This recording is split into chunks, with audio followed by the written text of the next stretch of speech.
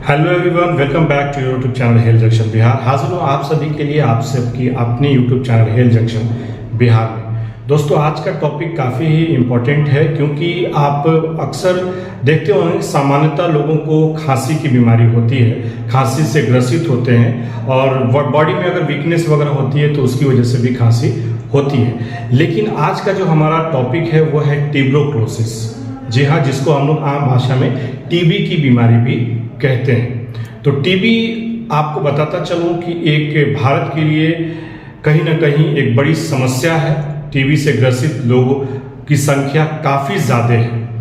क्या है संख्या, कितनी है संख्या, कितने लाख लोग ग्रसित हैं इस बीमारी से, क्या इसका उपाय करके हम लोग बच सकते हैं, किस समय अपना इलाज करवाएं, किस समय जांच करवाएं, ये सारे बहुत सारे मिसकंसेप्शन जो है मरीज के दिमाग में रहता है कि आप किस समय हॉस्पिटल जाएं, कब कौन सा जांच करवाएं कि आप जल्द से जल्द उस बीमारी को पकड़ पाएं या फिर अगर वो बीमारी हो जाती है तो उससे जल्द आप निजात पा पाएं। तो आपको बताता चलूं कि ट्यूबरक्लोसिस माइकोबैक्टीरियम ट्यूबरक्लोसिस नामक एक बैक्टीरिया के द्वारा होता है जो कि आपके फेफड़ों को संक्रमित करता है और ये बहुत सारे कारणों की वजह से होता है। क्या क्या कारण है मैं उसको बताऊंगा, क्या उपाय है वो भी आप अपना करके उससे प्रिवेंट हो सकते हैं, अपने आप को बचा सकते हैं। या आप टीबी से रोग से ग्रसित हैं या वैसे रोगी की आप सेवा कर रहे हैं तो भी आप किस तरीके से अपने आप को बचा सकते हैं, ये सारा इस वीडियो में आपके साथ चर्चा करूंगा।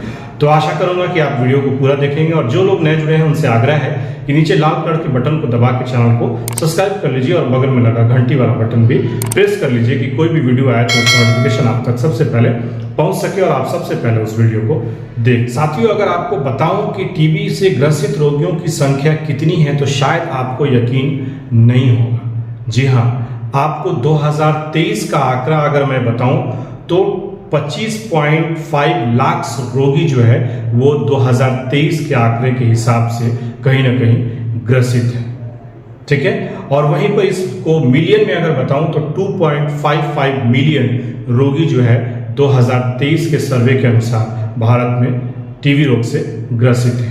अब वहीं पे आपको 2022 का भी आंकड़ा आपके पास रखता हूं तो 2022 का आंकड़ा कहीं ना कहीं 24.2 लाख है, मतलब कि 24 लाख की संख्या 2022 में थी और 23 में जो है 2023 में वो संख्या 1 लाख और बढ़ गई। तो ये कहीं ना कहीं हमारे लिए चिंताजनक है, हमारे लिए चिंता के विषय है। इसलिए इस वीडियो को आप सभी ज़्यादा से ज़्यादा शेयर कीजिए कि अन्य लोगों तक ये जानकारी पहुंच पाए और वो भी इस बीमारी से बच पाए।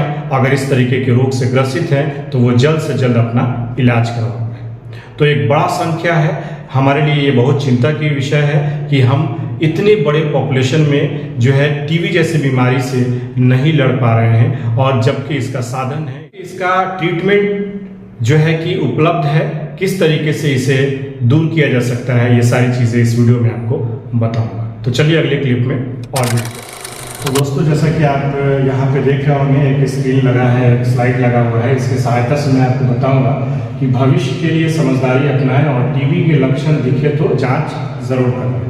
तो अगर आपको टीबी का लक्षण दिखता है तो आप जांच जरूर करवाएं। तो क्या क्या हो सकता है टीबी का लक्षण, इस चार्ट के माध्यम से मैं आपको बताने की कोशिश करूंगा। तो जैसे कि आप देख रहे हैं सबसे पहले बीच में लंग्स बनाए गए हैं, मतलब फेफड़े बनाए गए हैं कि आपको ये सबसे ज़्यादा जो इफेक्ट करता है वो किसके, फेफड़े के ऊपर जो है ज़्यादा इसका इफेक्ट होता है। तो टीबी में आपको क्या, सबसे पहला बलगम वाली खांसी। ठीक है, खांसी होना कभी कभी बीमारी में सामान्य बात है, खांसी होती है, लेकिन अगर आपको खांसी के साथ बलगम आ रहा है तो आपको सतर्क हो जाना चाहिए, कहीं हो सकता है कि टीबी से आप ग्रसित हो जाए। दूसरा है कि रात को पसीना है। ठीक है, रात को पसीना है, तो अगर रात में आप सो रहे हैं और स्वेटिंग हो रहा है, आपके बॉडी में पसीना बहुत आ रहा है, तो ये भी एक टीबी का लक्षण हो सकता है। तीसरा जो लक्षण है वो है सीने में दर्द होना। दैट मीन्स कि सीने में अगर पेन होता है, दर्द होता है, तो उस कंडीशन में आप ये मान सकते हैं कि आपको टीबी का लक्षण आ गया है।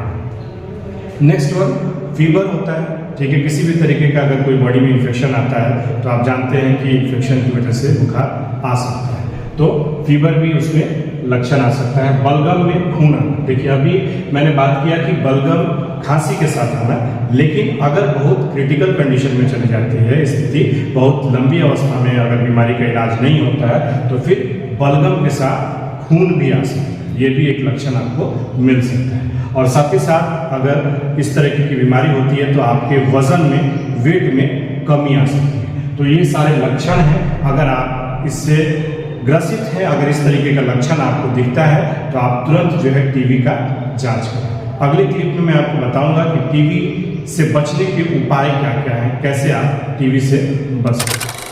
चलिए साथियों, अब मैं आपको बताने जा रहा हूँ कि टीबी से बचाव के उपाय क्या हैं, आप टीबी से कैसे बच सकते हैं, या वैसे लोग जो टीबी के मरीज का इलाज करते दौरान अपनी सेवा दे रहे हैं या घर परिवार के लोग हैं, अगर उनको ऐसा लगता है कि किसी घर के व्यक्ति को हुआ है, मुझे भी हो सकता है, तो अगर टीबी से आप बचना है तो आप क्या क्या उपाय कर सकते हैं।